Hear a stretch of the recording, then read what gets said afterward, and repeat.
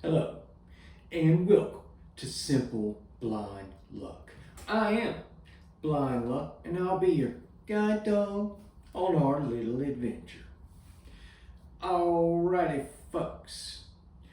Gonna go over a couple things today, but it's mostly gonna be centered around like cleaning, managing that, and people's perceptions surrounding the blind. Now, growing up, both of my parents are a bit neat freak. Not to disorder level or anything, but definitely things are going to be nice and tidy for the most part. And as you would imagine, growing up in that environment, it kind of got passed along to myself, so that I am a bit of a neat freak as well. I can recall even as a child, I was always a little tidier and putting things away. You know, I know most teenagers, their rooms would be destroyed, and I was one of the few that 90% of the time, if you were just randomly to walk into my room as a teenager, the bed would be made, everything's put away nice and neat.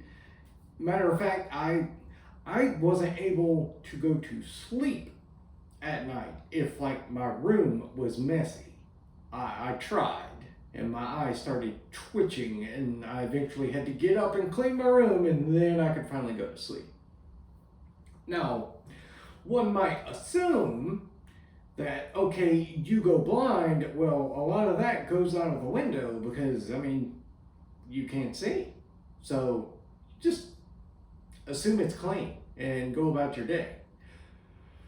Well, unfortunately for myself, it actually intensified. Like, I became much more of a neat freak after going blind, which honestly was helpful in a lot of ways. Because if I keep things neat and tidy, then I know exactly where this is or where that is, rather than having to dig through just a pile of random things. I can just immediately go to what I need. Now, one of the things that helped a lot is going to the Commission for the Blind, and I received a lot of adjustment training. And one of the parts of that training was actually home management. And in this, they kind of went over the most effective ways for you to, say, clean or do laundry and just anything involving like housekeeping, keeping up your home, and all of that. And the instructor at that time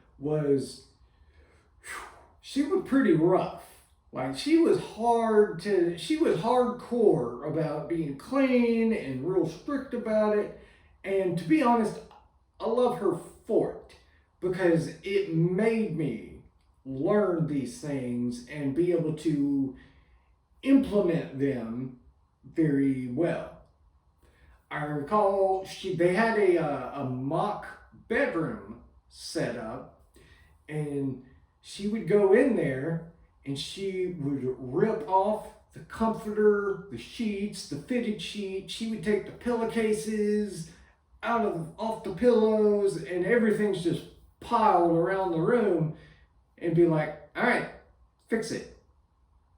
Now, she wasn't mean in the sense of she would provide guidance and help teach you, but she was going to make sure you knew how to do it.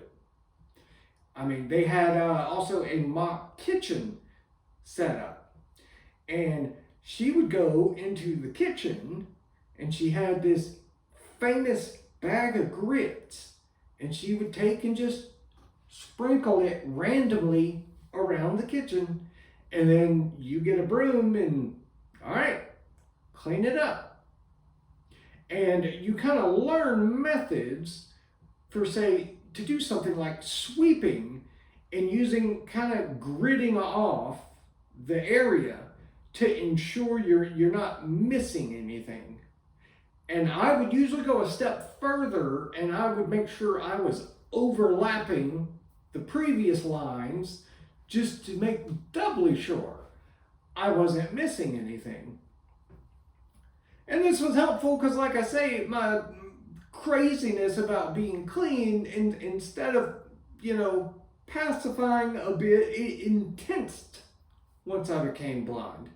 Instead of assuming that, oh, since I can't see it's clean, it's kind of, well, it must be dirty.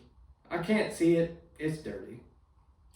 And at home, I actually kind of quit sweeping as much just because watchers of the channel may be familiar. Due to the stroke, I have a lot of neuropathy in my hand. So trying to operate a broom and a dustpan with any sort of dexterity or coordination it is very difficult. So I've kind of switched to where I predominantly just vacuum. And luckily most of the vacuums today do well over, like hard floor surfaces as well as they do carpet. So that's kind of a non-issue. But I mentioned my neatness, neat freak, and all of that to segue into people's perception about blind and cleanliness around that. Like, I can recall watching, I really enjoyed Seinfeld growing up, watching the show.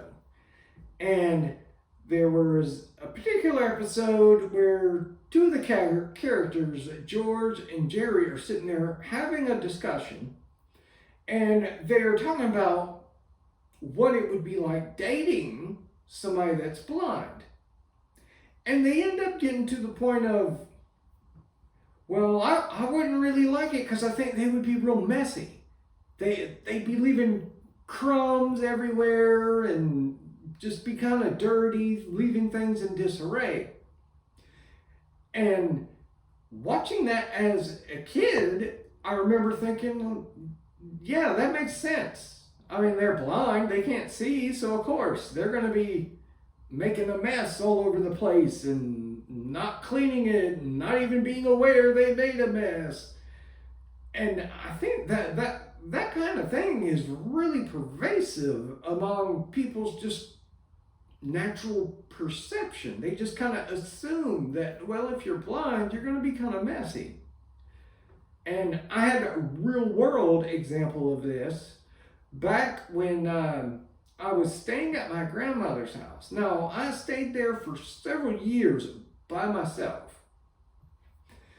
Once they were getting ready to sell the house, the realtor had gotten a photographer to come by to take some nice photos of the exterior of the house and some photos of the interior and all that. Well, the guy comes over, and once he comes inside and he's doing all his interior pictures, he comes in and he goes, man, I'm really surprised. And I'm like, about what? And he's like, well, it's just, everything's really neat and clean. And I'm like, and? He's like, well, they told me before I came over here that it was a blind man had been living here for the past several years by himself. And I mean, I just kind of assumed it was going to be dirty and messy and everything. And it's like, well, thanks for the backhanded compliment there, but I didn't get upset though, because I understand that is people's perception. And I think a lot of it, there's not necessarily bad intent. It's just the go-to thought is, well, if I couldn't see, then yeah, I wouldn't really be able to clean and all this would be messy. But it goes back to one of the points I've made several times of, that may be true, but I did not just go blind 2 seconds ago. Obviously, I've been dealing with this for years, so I've had training and I've just learned on my own ways of adapting over the years. So part of this episode is also a bit of a PCA of just not assuming things, really not just about blind, but about all people. Because the funny thing about humans is they're very, very much individuals. I mean, yeah, there might be a couple little traits here or there that might fit into a group of people, but for the most part, regardless of ethnicity or regardless of it having some sort of a disability, blind or deaf or paraplegic, we're still individuals, and it is really hard to just make blanket statements about people. So don't just assume that because they're blind, everything's messy, because it really drives me crazy.